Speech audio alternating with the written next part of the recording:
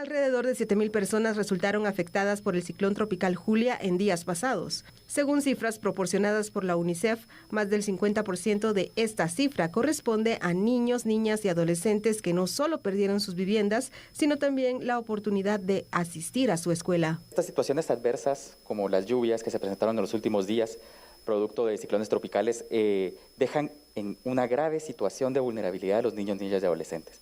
Es necesario reconocerlo primero e interiorizarlo para empezar a tomar acciones concretas que pueden ir desde preposicionar recursos en los sistemas de salud para poder atender las necesidades de los niños ante la ocurrencia de eventos adversos, el identificar algunas alternativas también para que el ciclo escolar no se vea interrumpido. Pudimos ver ahora precisamente con el ciclón tropical Julia que los primeros 2 días de esta semana, el lunes y el martes, las clases fueron suspendidas a nivel nacional. Y aún el día miércoles fueron suspendidas en todos los departamentos de la República, menos en el departamento de Guatemala.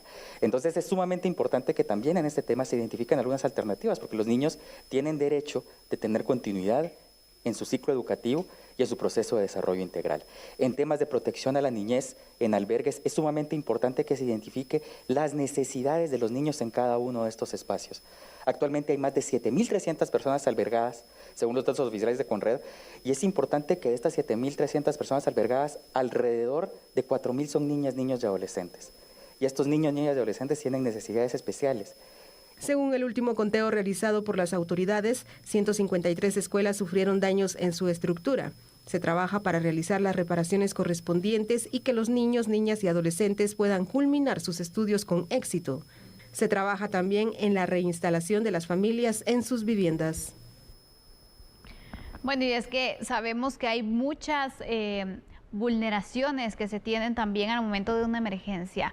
Por ejemplo, los traslados, la situación e incluso en la que se encuentran los niños, los adolescentes y también su estadía en los albergues, que también se tiene que tener pues cierto cuidado, ciertas medidas de seguridad también, porque incluso ahí existe peligro de que ellos sean expuestos a distintas vulneraciones a sus derechos. Entonces creo que es importante, la verdad, prestarles atención. Sabemos que en una emergencia lo importante es poder pues evacuar a las personas que están en riesgo, dar un plan de respuesta inmediata, pero dejamos en segundo plano también el cuidado de la niñez, y creo que va como una parte integral.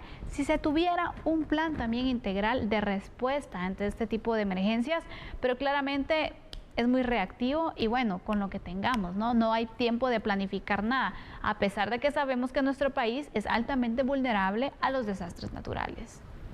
Pues yo creo que lo primero que hay que hacer, plantear con claridad es eso, la importancia de la planificación en el gobierno. Porque efectivamente, si no hay planificación, ¿cómo usted va a poder contener los riesgos o las amenazas que se producen o las vulnerabilidades que se producen constantemente en un país? Es muy complicado. Pero en este caso en concreto de los niños, yo creo que hay que verlo desde varios puntos que son distintos. Uno es que efectivamente el objetivo principal es salvarles la vida. Pero segundo,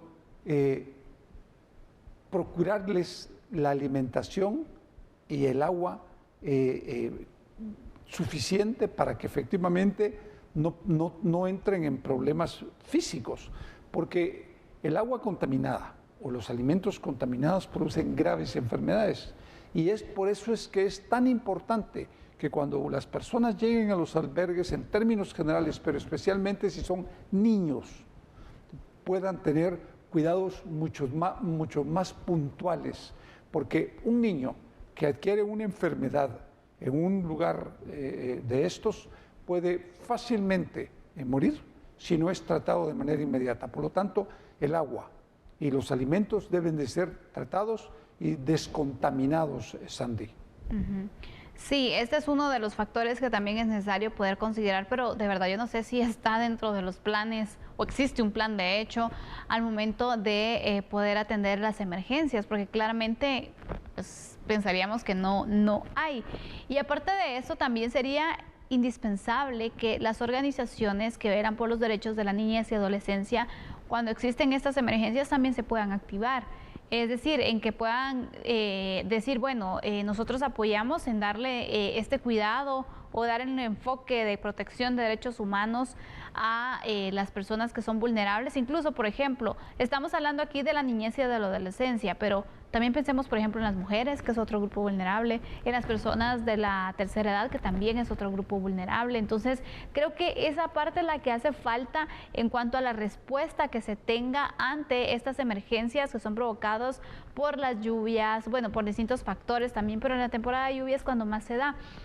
En otras ocasiones donde han existido algunas emergencias y se han habilitado albergues, de hecho se le ha dado seguimiento porque han existido denuncias de que hay niños que han intentado ser violados dentro de los albergues, que se les vulnera este derecho o incluso que se han dado situaciones como estas. Entonces aquí vemos claramente que existe la vulneración y que a pesar de que hay una emergencia, siempre hay personas malintencionadas o malas que se aprovechan también de la situación para satisfacer una necesidad, por ejemplo, y sin importarles si son niños, si son adolescentes, si cualquier tipo de persona. Entonces, por ese motivo no tenemos que perder este objetivo del resguardo y protección de los derechos de la niñez y adolescencia y de todos los grupos vulnerables. No solamente es evacuarlos, darles un abrigo, sino también ver las condiciones incluso en las que estas personas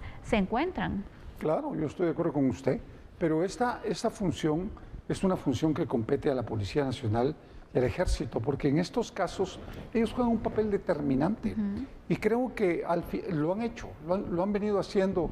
Cuando uno ve estas situaciones que se producen constantemente durante las épocas lluviosas en Guatemala, es que efectivamente ellos tienen una función muy específica que no solo es de ayuda humanitaria, sino también de seguridad. Y efectivamente, como usted muy bien lo plantea, cuando se evacúa a todas estas personas de diferentes lugares, también van criminales, van personas que actúan de mala fe. Y creo que esto es bien importante plantearlo, Sandy. Creo que el CONRED debe de también revisar la actuación de todas estas instituciones y como ellos forman parte de la misma CONRED, trabajar fuertemente para que esos controles puedan mantenerse de mejor manera. Así es, vamos a ir con unos datos sobre este tema para poder ampliar también el análisis, porque los niños y adolescentes que viven en Guatemala son algunos de los más vulnerables a los efectos del cambio climático. Se pone en peligro su salud, su educación, su protección y los expone a enfermedades mortales incluso.